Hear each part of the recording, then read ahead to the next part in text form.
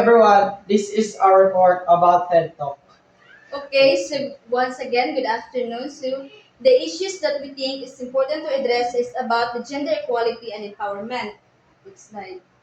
Okay, so when we say gender equality, so this means that giving same chances to boys and girls in school, in leading choices, and making decisions. It doesn't mean making them exactly alike, but sigurado gud nga ang tanan is kanang pwede nga mahimong best version sa ilang self without treated badly tungod sa ilahang gender. And next is empowerment. So ang empowerment po is kanang enable the individual to make life changing. So proceeds, continue. So to make life changing decisions freely and confidently. So kanang ang empowerment is kanang mag-encourage sa mga tao to make decisions with self-confidence, and kung equal na ang tanan, ang society nato is much stronger and more peaceful. Next.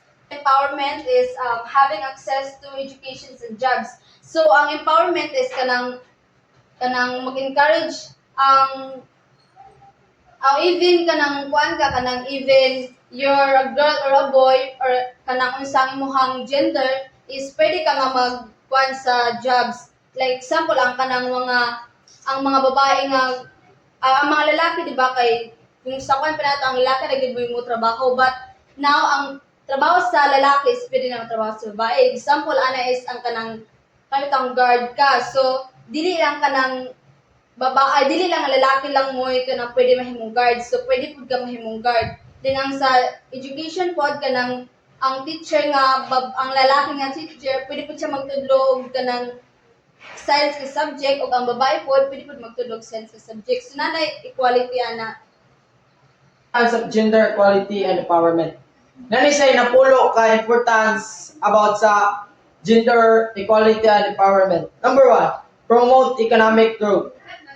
Number 2, when both men and women work and lead equally, productivity increases, more people contribute to the economy leading to the national growth. Number 3, improve education and health. Number 4, when girls are educated, they become more informed mothers leading to healthier families and communities.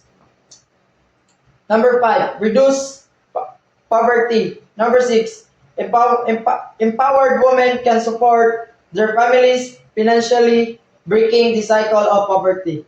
Number 7, encourages fairness and human rights. Number 8, everyone deserves equal treatment, opportunities, and respect. Promoting gender equality ensures justice for all. Number 9, create stronger communities. Number 10, when both men and women participate in decision making, societies become more balanced and peaceful. Challenges to gender equality. Despite progress, gender inequality still exists in many power of world. Common challenges include unequal pay between men and women, gender-based violence and harassment, limited representation of women in leadership roles, cultural tradition and restrict women's stereotypes about what men and women should or should not do.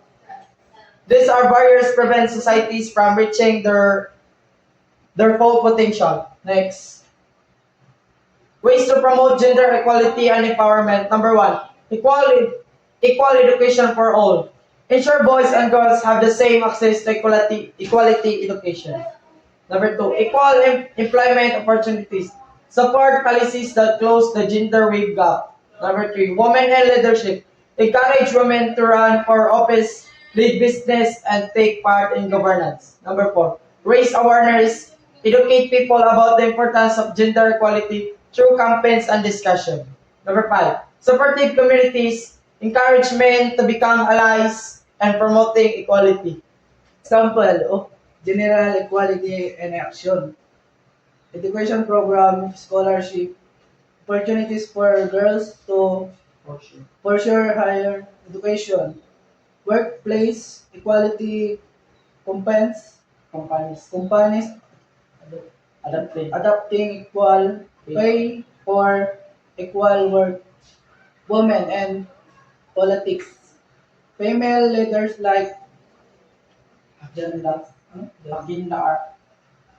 Jacinda Aldrin and Malala Youngstown, promoting equality and empowerment globally, local empowerment, women, cooperative, and small business program that support female entrepreneurs. Conclusion: gender equality and empowerment are not just women's issue; they are human issue. Equal opportunities allow both men and women to share their talents, society, and life with dignity.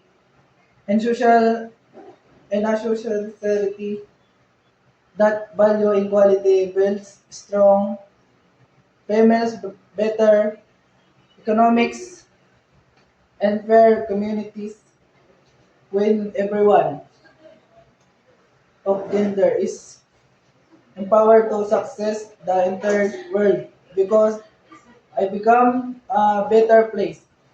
The United Nations Population Fund UNFPA defends empowerment as give.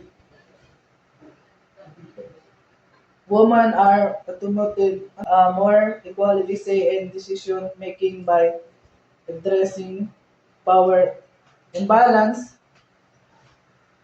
Researchers Amherst College define examine the Get na. through which agency Di ba ako tag sa conclusion? and notes that power imbalance can exist within institutions and communities.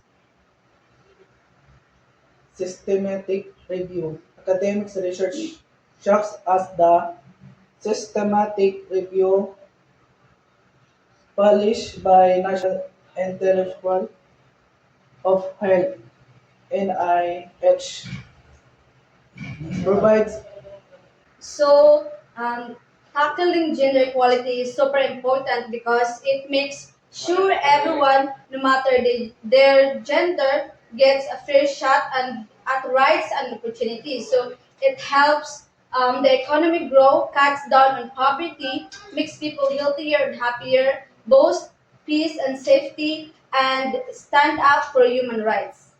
That's all. Thank you.